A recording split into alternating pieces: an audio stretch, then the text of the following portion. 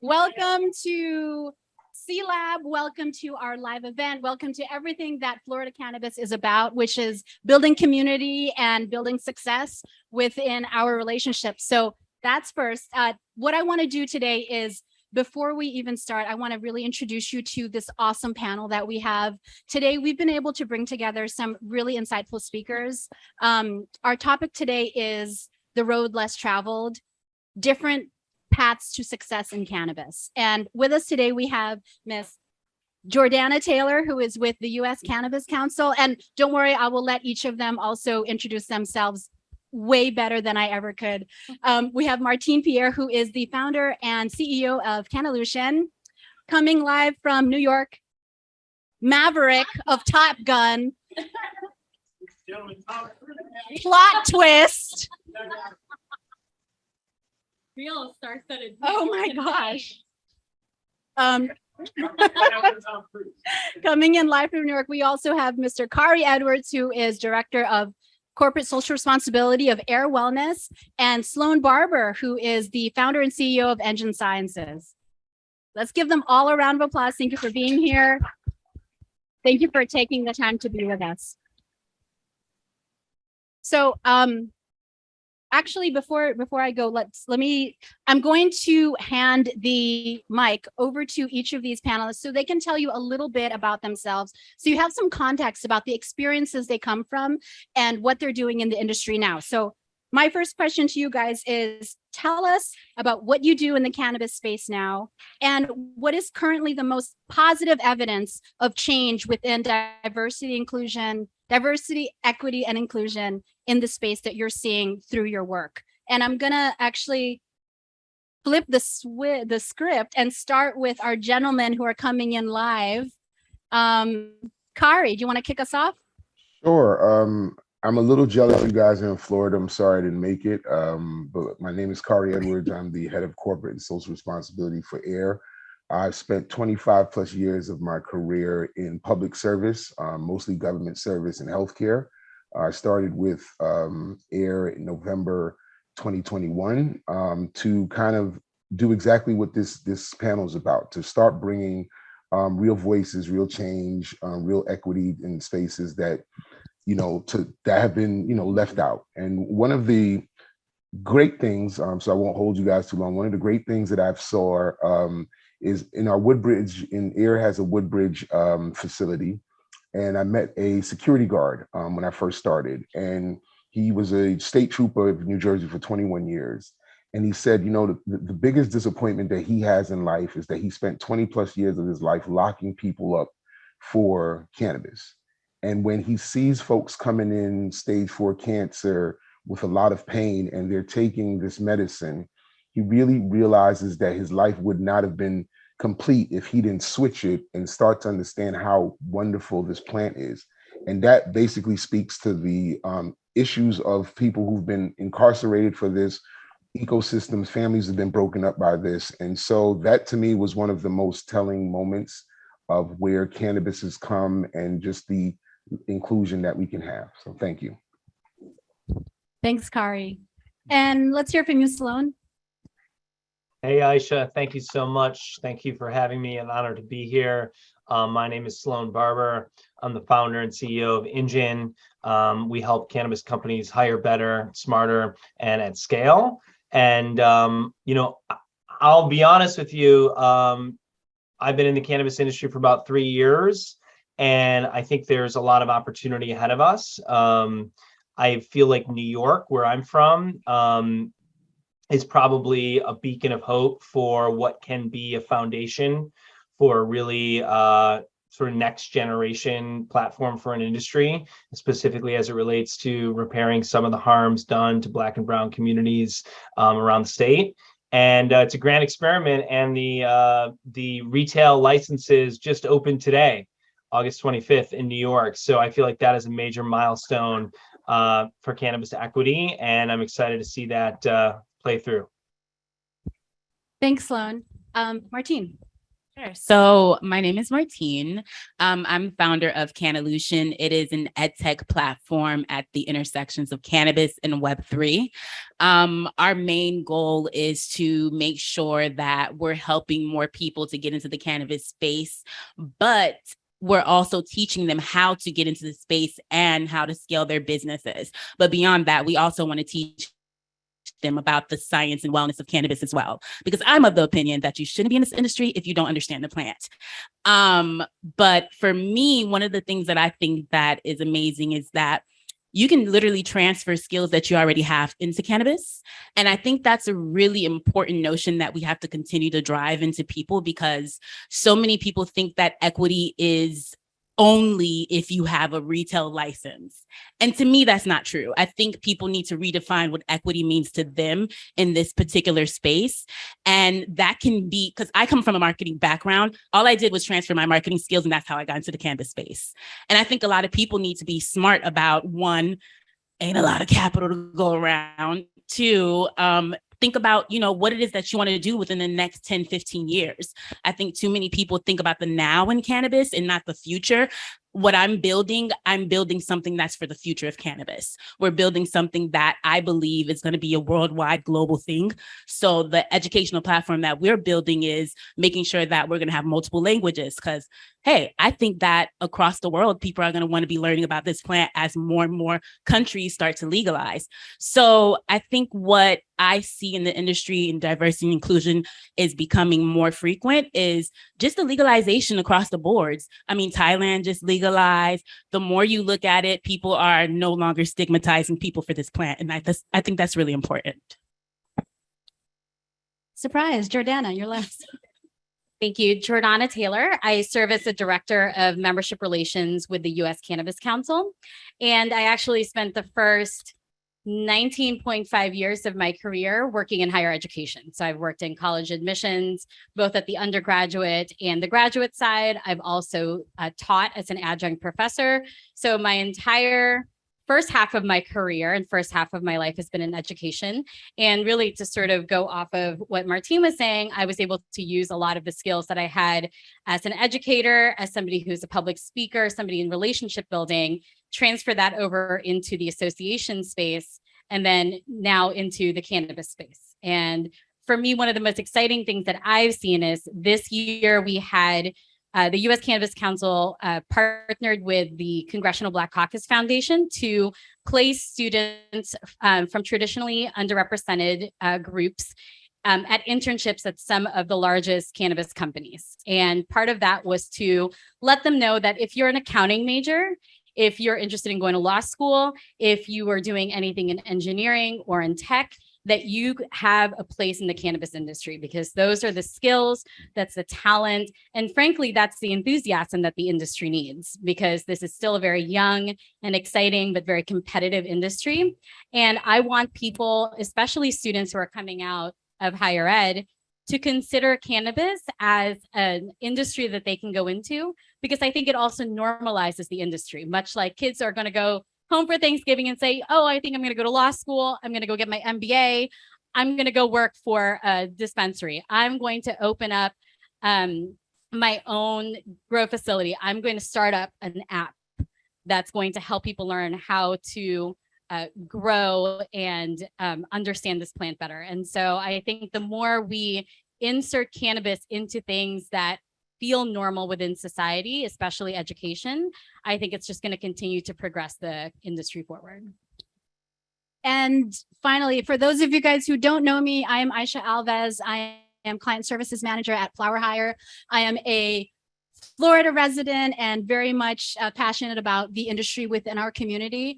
And today, I brought all these people together to talk about diversity, equity, and inclusion in this space from a career point of view, right? I think a lot of the conversations that we have around building diversity in this space, it really comes down to offering opportunities for people to build wealth, generational wealth, right? And that's what it really comes down to, especially people from communities who have been traditionally victimized and really long-term harmed by the war on drugs. So that being said, at FlowerHire, we help companies place high-level executives into strategic roles. And what I wanted to talk about today was, as I talk to more and more people who are trying to get into the space, I keep hearing a theme again and again, right? Not long ago, I was speaking to a group of cannabis hopefuls out of historically Black colleges and universities. And what I kept hearing again and again was, I want to learn about cultivation. I want to get a license. I want to open a chain of dispensaries. And that's great. Entrepreneurship is a beautiful, beautiful thing. But for those of us who are in the industry now, I think we can all agree that, is that the easiest way to build wealth in this company, or I'm sorry, in this space? And is it the best way? Very likely not. So what I wanted to talk about today was really how to not focus so much on changing the game, but understanding the game as it is today and how to play it better. We have Martine, who can speak to us from the individual standpoint, what people can do on a one-on-one basis. We've got Sloan and Khari, who can talk to us about what it looks like from the corporate and MSO level. And finally, I brought Jordana in, so we could talk about what things look like from a macro view across the industry. So that being said, Martine, you are up first. How can individuals pursue a career in cannabis that doesn't necessarily have to be about cultivation? I know you're an entrepreneur. Can you speak a little bit about what it looks like to find resources and find guidance as an entrepreneur in the space? I mean, I literally created an app because I could not find that guidance. I created something that I needed for myself back in 2016.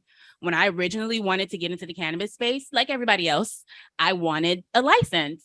And then, reality kicked in and I looked at Florida's laws and saw that, I don't have $50 million. So how am I going to do this? Originally, I wanted to start a subscription box service for women because I realized, especially for women when it's that time of the month, I realized that there was nothing on the market for women like that during that time. So when I started doing my research, and I'm on YouTube University, I just could not find anything that made sense. Half of Americans, they literally read at a 6th grade level. If you're creating content and you're creating educational content that is at a 12th grade level or at a college level, who do you expect is going to understand that? I need somebody to explain terpenes to me like a 6th grader, because I still don't understand it to a certain degree. Half of the things that they put on a lot of the labeling, a lot of things that they talk about in the cannabis space, it's way too technical. It needs to be simplified. So for me, I felt like there just wasn't enough resources available. And even when you ask someone about it, it's not a secret, but it is a secret. Like, it just was so weird. So when I really started digging in and doing my research on this space and trying to understand, okay, Martine, how can you take your skills? How can you do this? I literally just transferred my skills as a marketer because I have a marketing background. So literally everything that I look at in the cannabis realm, I look at it through an entrepreneur lens, but I also look at it from the lens of a marketer. And the problem in cannabis that I see is that a lot of people look at cannabis from a financial point. And as a marketer, I'm thinking about the next 10 years. I'm thinking about the next 20 years in cannabis. And too many people, like I said before, are thinking about the now. Right now, everything is chaotic. Nothing is in order. So how can you possibly be building for the now? You need to be building for the future. So for me, there weren't any resources. I had to become the resource. I had to dig and meet new people. I had to put myself out there and go to conferences. I had to put myself out there online and get my Twitter fingers on, okay? Because those were the only ways that I was able to actually have a better understanding of this space in this industry. And it was through people. I had to meet people. I had to get it from their mouths themselves. So when I created Cannalution, that's what I said to myself. I said, the only people who can teach people about this industry are people who are already in this industry. That's the only way that you're going to be able to have a better understanding of what's going on in this space, one. And then what I also realize is everyone in this industry is winging it too. Like, nobody knows what the hell they're doing in this space. So when you come into this space and you think that you're behind, you're not. You literally are not. Every single person in this space, in my personal opinion, is still winging it. It's still very early. Cannabis is literally in it. It's not even in its infancy. It is in the womb right now. So for me, I think there's a lot of opportunity for this space to continue to grow, not just on a national level, but on an international level. We haven't even touched the industrial side of cannabis in the United States, to me. Like, who's creating the hempcrete of Amazon? Like, I don't see it. I don't see it. So I think there's so much opportunity that has not been uncovered. And I think as we continue to build and grow and more people come into the space, we will have those resources available.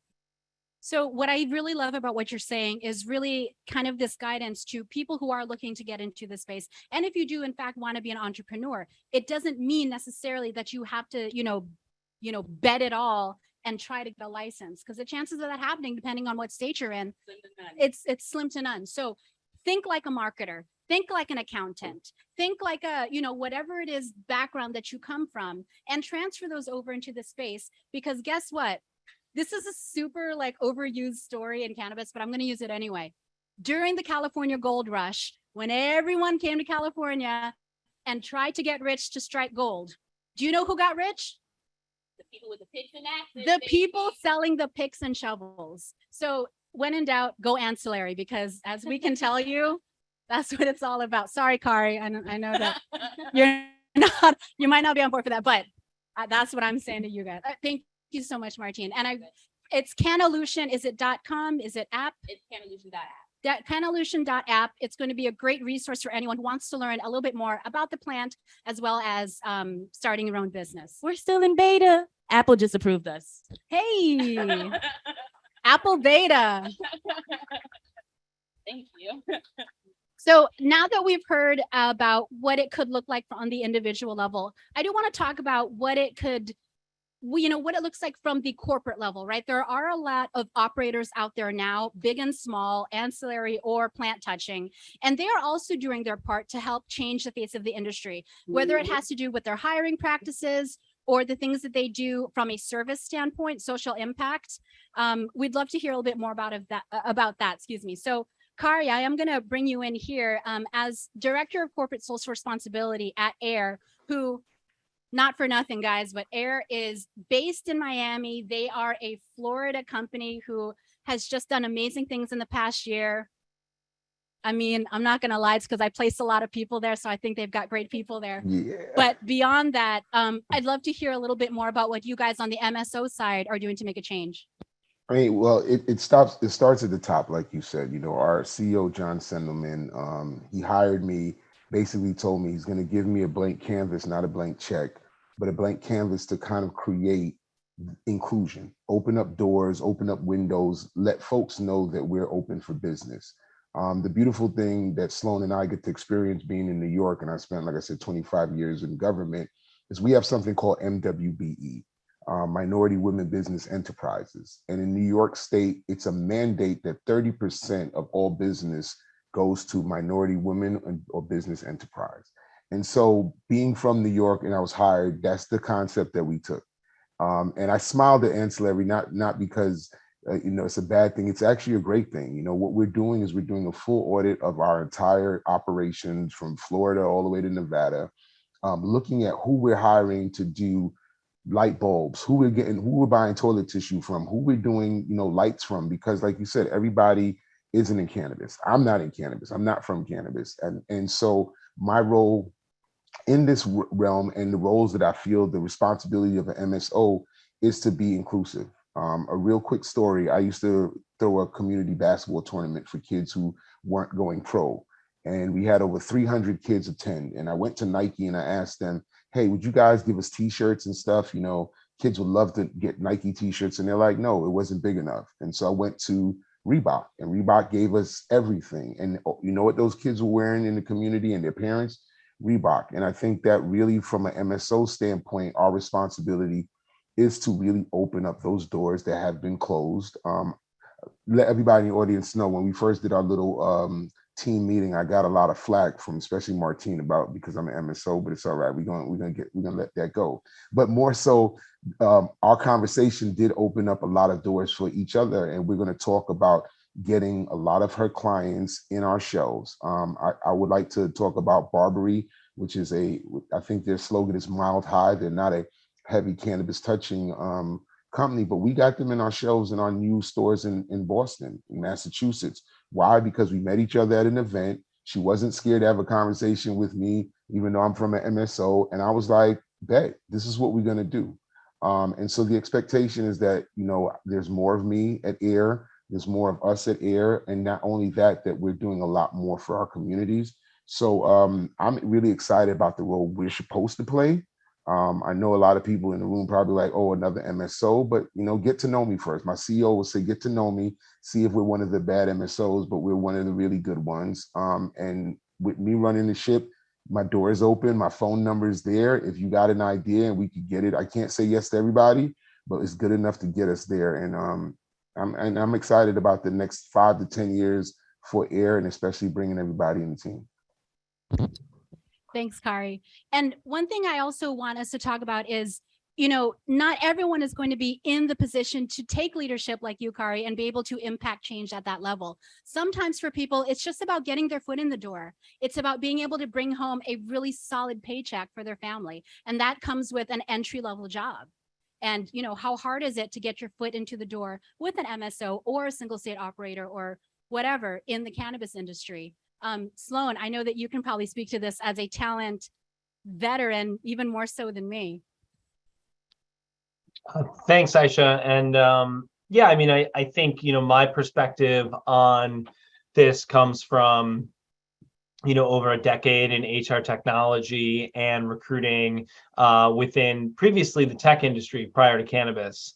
And, there was always a lot of talk about diversity, equity, and inclusion at companies big and small within the tech world, but it never quite actually created results. So one of the things that's exciting about the cannabis industry is that it is sort of starting from the beginning, right? And, I view this as an ally and as someone that's coming with hopefully some insight and data from our platform at Engin, because what we've built is a job distribution and employer branding platform that companies can use to reach through any community, through our ad network and through our overall sort of employer branding platform.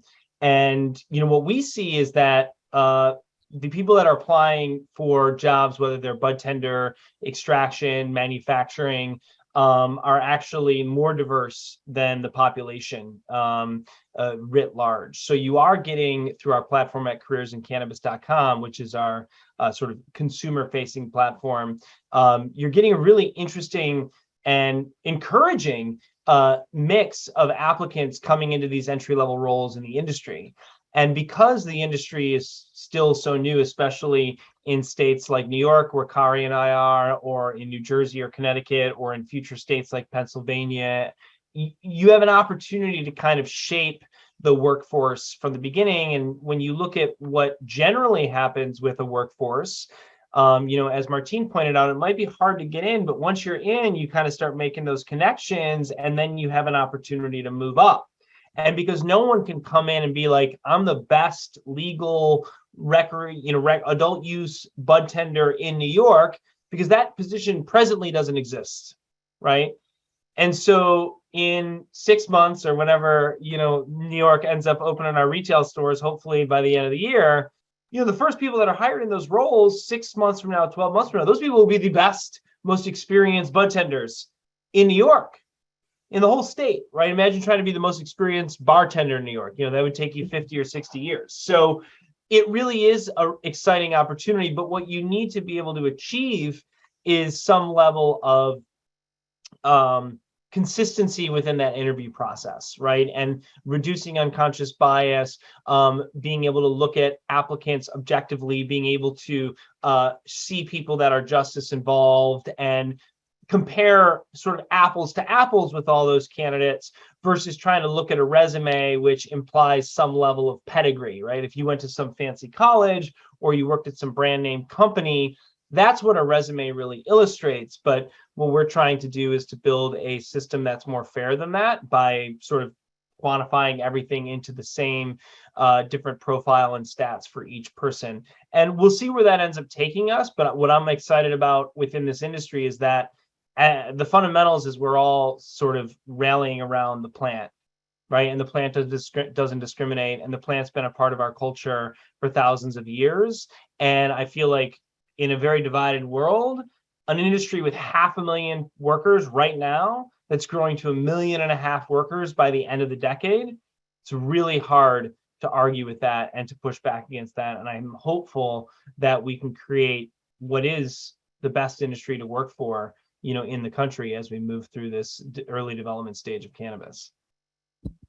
Thanks, Sloan. And I will say two things. Number one, there is no greater joy than watching Sloan talk about New York cannabis, because you see the happiness and excitement that this man has about the industry in his state. So that's number one. And number two, I want to repeat, that is careersincannabis.com. What I love about this platform, and I'm talking about this based, coming from someone who does interact with this platform to find candidates, I love telling my contacts to go there. If someone asks me, I am looking to get into cannabis, I don't know where to start, that's where I send them, careersincannabis.com, because it's a way for them to get a lay of the land. What are the types of jobs that are out there? You can even go on there on your phone and create a cannabis-friendly resume, just like that.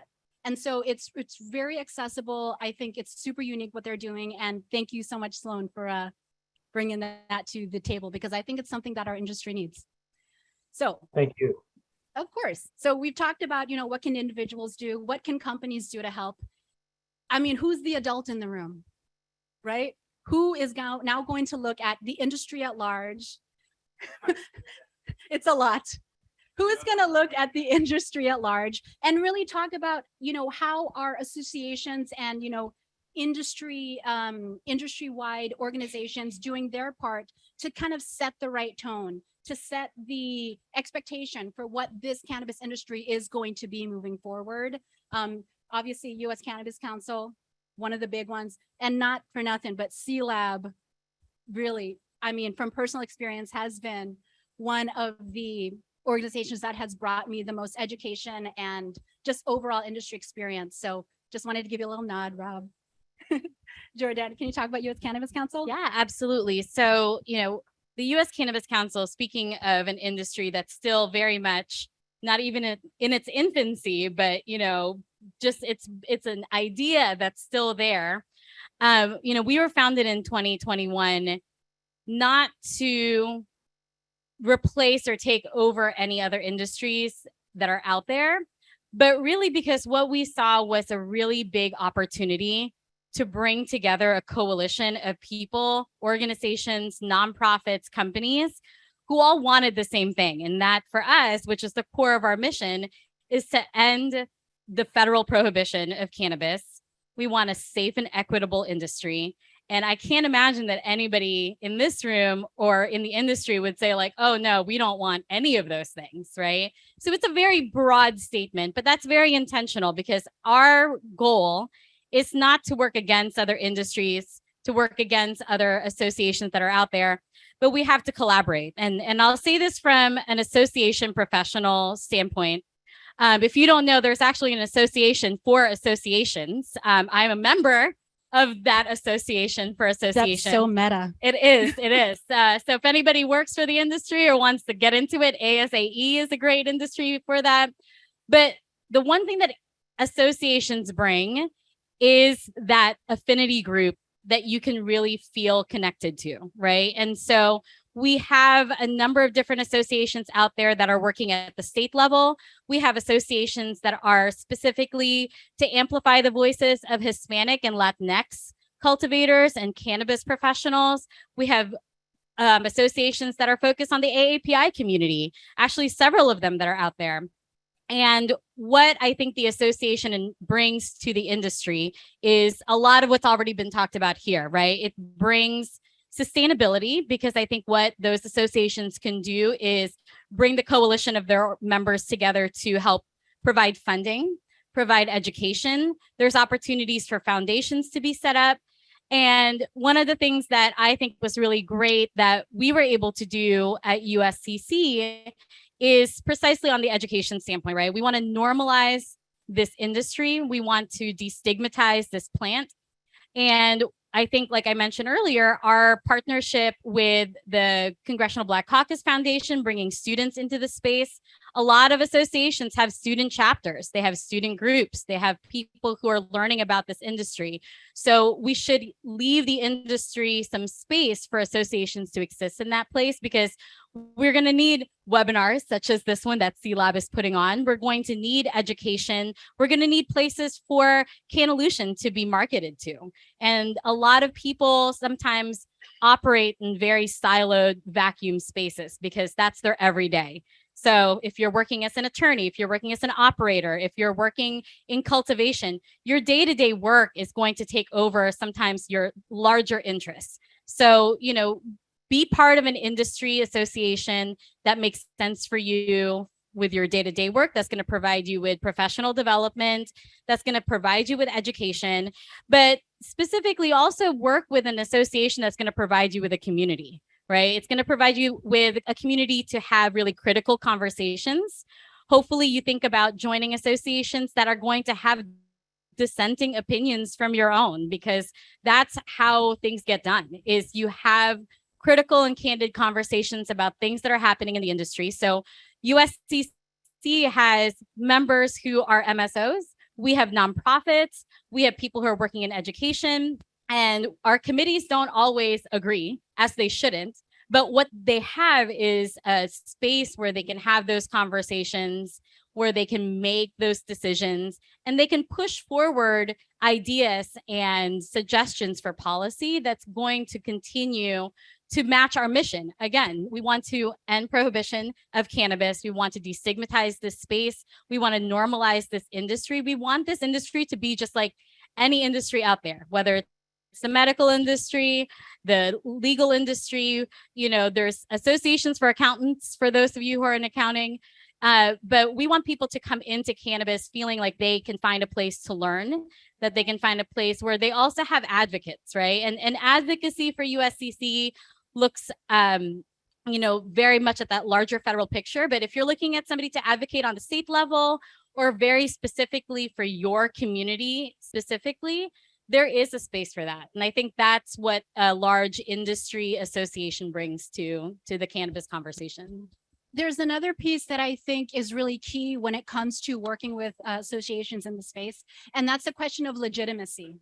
I think that, you know, if I'm gonna be an entrepreneur and I'm gonna start a company, seeing that seal of U.S. Cannabis Council on my website, it says something. Yeah. Right? It says, I am part of a larger community. These folks can vouch for me. I can vouch for these folks. And it does add something that, especially for BIPOC people, especially for underrepresented groups coming into this space, that's priceless. And I think one of the things the industry can do precisely on that is, how do we then, as associations, remove that gate for access to those resources, right? So whether that is scholarships to attend conferences, whether that is diversifying your membership tiers, so that way different groups and companies and organizations can participate. You know, those are really big conversations that we need to have. We as an industry association still obviously need capital to run, and so that I can continue have a job in this industry. But how can we make sure that Cannalution has access to an industry association that's going to give Martine what she needs? How can Khari be part of an industry association that's going to connect him to all of these different places and suppliers that are going to continue to help AIR succeed? And how can we make sure that Sloan has a place to make sure that his platform is seen by people who are going to not only use it, but need it? And so that's where I think associations can really play a really pivotal role. I feel so amped up after hearing that. So I think, you know, after hearing all the different things that are happening in the industry, I think we can all agree, right? The system, it's not perfect. There is a lot of work to be done. There is a lot of changes that still need to be made in order to make sure that we build this industry in its infancy or in its pre-infancy and do it right for the first time. It is going to be a long road. But the good news is that at the individual level, at the company level, at the industry-wide level, there is good work being done. And there are ways that you can play the game and use the system to create wealth for yourself, to create wealth for your family, and opportunities in the cannabis industry. So I'm going to end with, the classic panel end question, which is, what is something that you would like to see moving forward in the space that you're working in now? What would you like to see change in the near future when it comes to increasing diversity and inclusion in the space? Blue sky, right? It can be something totally doable, or it can be something like totally wackadoodle. It's okay. And then also I'm going to open it up 2 questions for those of us who are in the audience live or people who are joining us virtually. So I'm going to go the other way around now and start with Jordana, since you're So one thing that I really valued coming into the cannabis industry was how willing people were to talk about how they got here and how they're able to be successful. And frankly, from my previous career, one thing that was really lacking was transparency.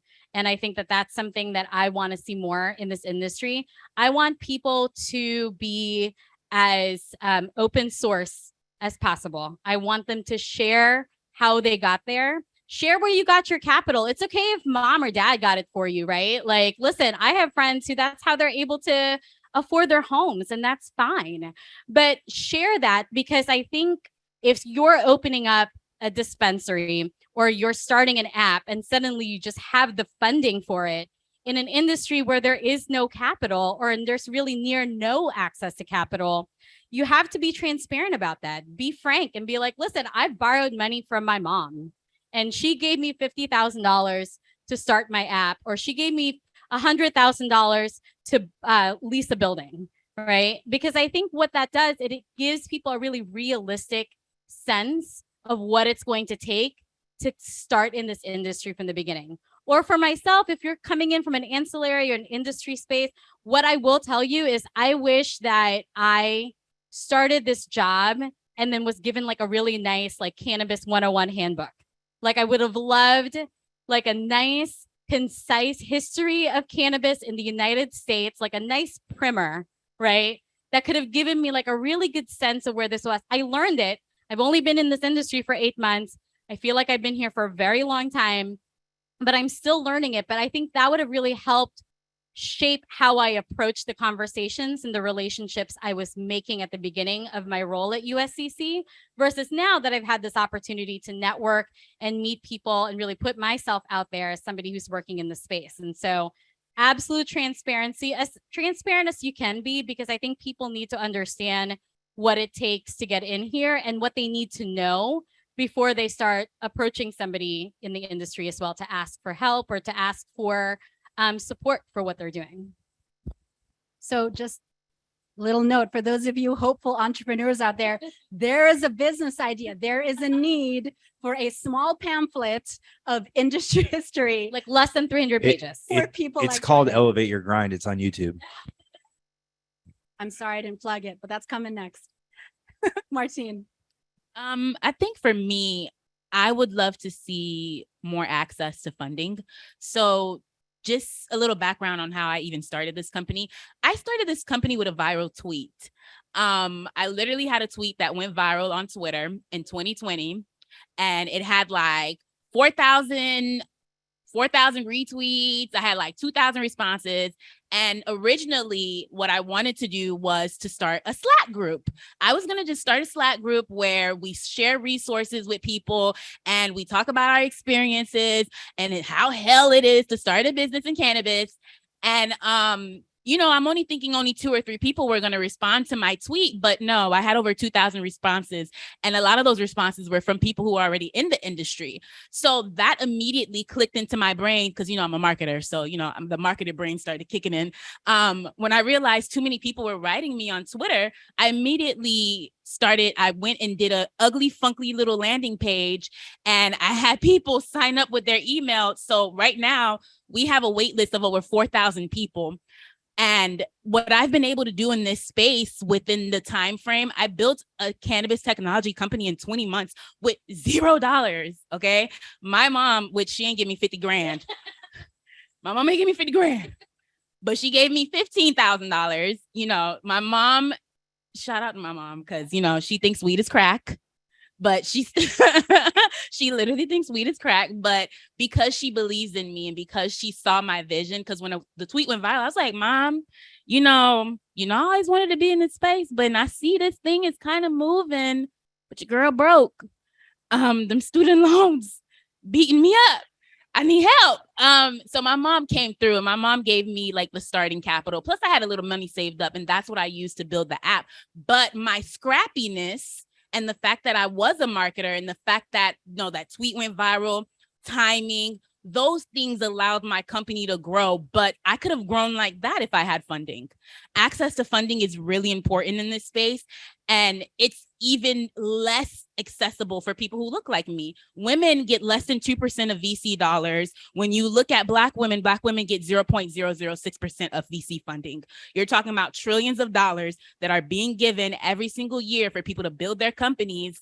I mean, Anderson Horowitz just gave one person $350 million. When you look at all the companies that are out here, especially companies that are ran by women, that are amazing, that are doing great things and still can't get access to capital, that is a problem. And it's not just a problem in the cannabis space, it's a problem across the boards in every single sector. So I think access to funding is a big deal. And I would love to see the government step in, especially in cannabis, because cultivators should be getting access to those USDA funds at the end of the day. It's farming. It's a plant. It is a plant. Like, I'm so over this conversation. Like, it's not drugs. It's a plant. Okay. It's a plant. So I would love to see access to funding, and I would love to see more people having opportunities to build amazing companies. I think this decade, within the next 20 years, you're going to see people building some of the most amazing things, but how can they build it if they can't get access to funding? How can they possibly change the future if they're not getting the funding that they need? And I think that, I don't know if any of you have read 0 to 1 by Peter Thiel, but he talks about how innovation is lacking in right now because, and it's not necessarily funding, but innovation is lacking because no one is creating things that are new. Everyone is reinventing the wheel, copying one another. There's no originality. If you think you're going to be the next Facebook or the next cookies, good luck. It's not going to happen. You need to be original, and you need to see what you can provide in this industry beyond the next 20 years. I'm looking at this company and I'm like, listen, I'm building something for the next 100 years. We trying to IPO, baby. Like, that's how I look at my company. I'm relentless. So access to funding is a big deal, and that's what I want to see. Speaking of bringing something new to market and new to the table, Sloan, I'm going to pass it over to you. What do you hope to see in the near future change in cannabis, especially in the area that you're working in? Well, first of all, following Martine, that's hard to follow because that's incredibly inspiring. I'm sorry. Only because I know you better. Also frustrating to hear those kind of stats. I mean, as you pointed out, the odds are stacked against you. To be able to raise that money early on, especially when right now we're in a market downturn, and like raising money in general is incredibly challenging for people. But I truly believe that, cannabis is an outlier in terms of the macroeconomy. It's one of these new industries that truly is disruptive, because I think if there's one thing I want to see, it's the recognition that cannabis is bigger than cannabis, right? Like when people ask me, well, Engin, you help workers find jobs that they love. That's a big problem in any industry. It's like, yes, but it's also a big problem in cannabis, and cannabis is a cultural movement in addition to being an industry movement. And I think, to be able to recognize that this is a plant that people have been living with and conducting commerce with for thousands of years. And yeah, it's now become a legal industry that, capitalism has got its talons into. But as long as, we're in America, at least for the foreseeable future, it's a capitalist society. And so I would love to see, like Martine is doing, more ways for people to play the game, right? More insights, more connections, more accessibility.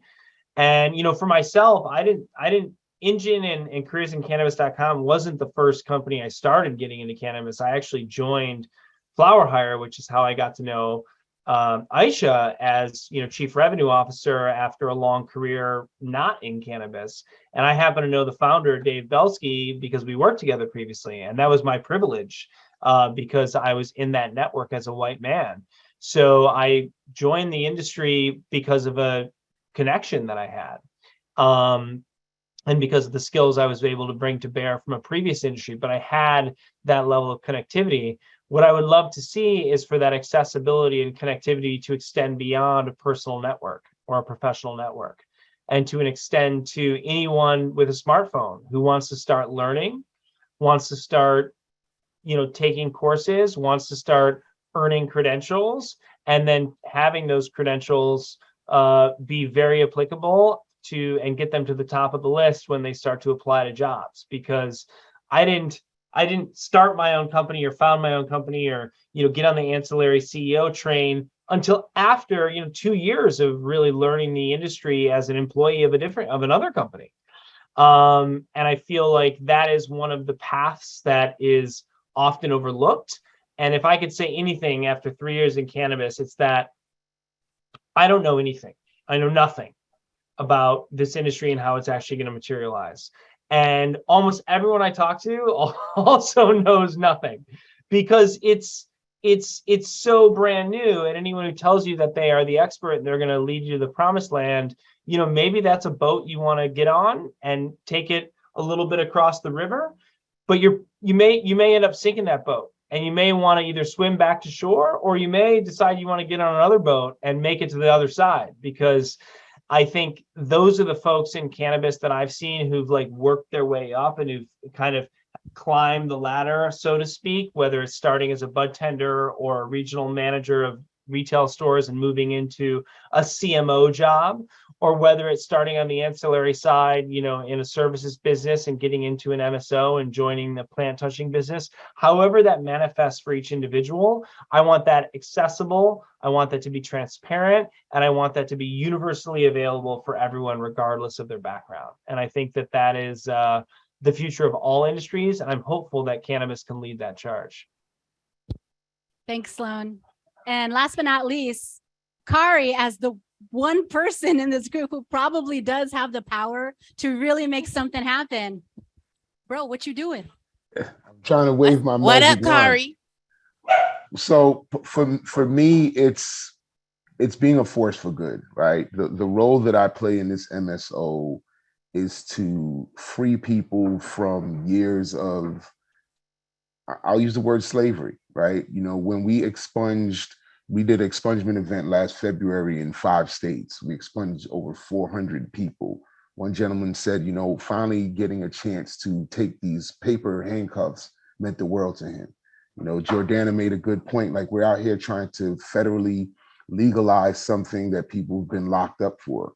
The reason why I love my job in particular is that I go into these communities and I create sustainable programs. I create opportunities for people just to get their lives back. And what Sloan is doing, is opening up opportunities for people to get jobs, right? This new industry creates so many wonderful avenues of freedom for people that it shouldn't be one thing. It shouldn't be a tech company. It shouldn't just be an HR company. It should be the fact that we can utilize this new industry that most Black and brown, Asian American people are not going to see for centuries again, and take that opportunity, take that revenue, and really do right by people. And so for me, it's taking a little bit of what everyone said, but it's really taking this unknown gift from God and saying, hey, how do we utilize it? How do we make it something that is for us, that we are actually at the forefront? We've been spoke about it in New York and Chicago and Florida, and say that this is about people. And so when I say a force for good, I'm stealing the tagline from my boss, but the reality of it is that he saw this plant as something so wonderful. And just being on the panel with you guys today and seeing all of the energy that you guys put in, it comes back down to people. You know, whether we smoke it, whether we sell it, whether we run from it, whether grandma hates it, it's about really people, economic freedom. And so for me, that's really what the pie in the sky idea would be, giving everybody a chance to really sit at the table. So I'm glad I got to go last because I got to steal with a little bit of everybody's stuff. But it's really a really cohesive conversation that we had. And it really, really does summarize itself in that way that, you know, cannabis can do so many things for so many people. And I get to have that opportunity from an MSO standpoint and wave a magic wand and partner with you guys and join associations and hire folks. That I think that's the responsibility of all MSOs. And if it's only me doing it right now, then I'll take all of that. And like I said, I appreciate it, but I think that this plant does represent freedom for so many things. Thanks, Khari. Now, after we've heard from everyone, I do want to open it up to anyone who is with us live today or who is joining us virtually. Please engage with us in the chat. If you have any questions for our panelists, now is the time to speak up. We are here for you. And, you know, this is a lively conversation and people have a lot of opinions about it. So feel free to come forward and chat with us if you do have something. Do we have any questions in the audience? Yes.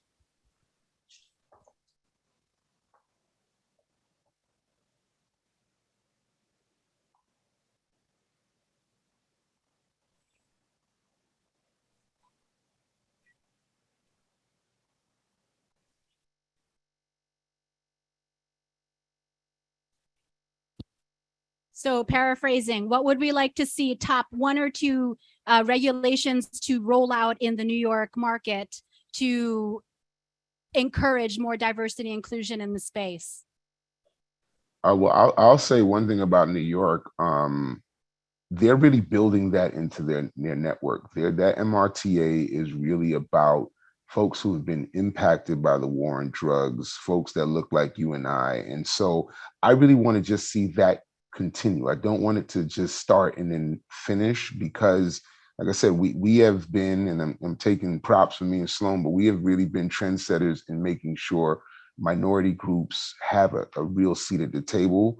We probably have the largest contingent of Black and Brown elected officials in the country working on this. And so, you know, I want to just make sure that equity that is kept intact. And I think that we have the people to make it happen. Yeah, Thanks, I mean, the political leadership in New York has really put forward an incredibly promising set of regulations to help repair the harm of the war on drugs. But I think one of the things that we still have yet to see is delivery. I lived in New York City for 11 years and I ordered a lot of cannabis products, not from the regulated market. And I can tell you every single one of them was delivered. So, you know, delivery is a multi-billion-dollar industry in New York City. And that's a sort of regulation paradigm that and regime schema, if you will, that is still going to be sort of worked out. And there are some elements of that, like capping the number of drivers, that I think benefits small business. But it's yet to be seen how that's going to end up being rolled out. And I think if that is done in a way that can help convert legacy operators into the legal framework, in a way that, you know, provides a similar opportunity to earn for themselves and their communities, I think that's going to be a really powerful way to prove to the federal lawmakers, which really I view New York as a precursor to federal legalization, just like California was a precursor to the domino effect of the state legalization. You know, New York is, so goes New York, so goes the world. And I think when New York gets it right, hopefully, knock on wood, we'll have a chance to get some real federal reform passed. And I think that is the ultimate aim of some of the actions that the New York State regulators are taking. You heard it here, guys. So goes New York, so goes the world. It's happening. It's either that or so goes Boca, so goes the world. Like, I don't know what it is. Oh, you mean Boca / New York, the same thing? Yeah, exactly, pretty much.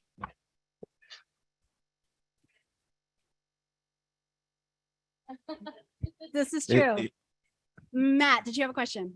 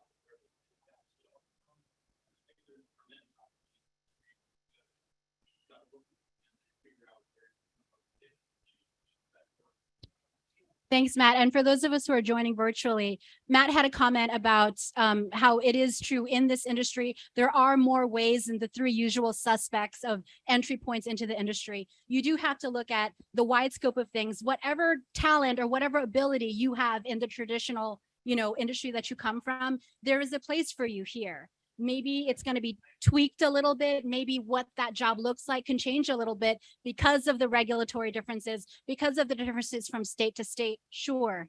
But it is just ripe and full of opportunity in this space. And what I think what you said is right. There are even new jobs that have never existed in other spaces that are being dreamed up every day. And I agree because I fill those jobs. So thank you. Unless we have any comments from the folks at home, I want to thank everyone who joined us today. Thank you everyone for coming out to Opportunities. Shout out to Opportunities. Thank you for having us today. Thank you, Khari. Thank you, Sloan. Thank you, Martine. And thank you, Jordana, for joining us. How about a round of applause?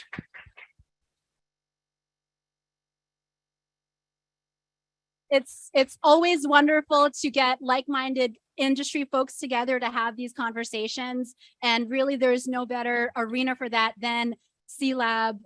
We do this twice a month. If you want to get educated, if you want to learn more, if you want to meet more people, all you got to do is go to joinclab.com. You can either join as an individual or as a corporate sponsor. And if that fails, just hit me up on LinkedIn. I'll hook you up. Everyone have a great night. Let's go drink some beer.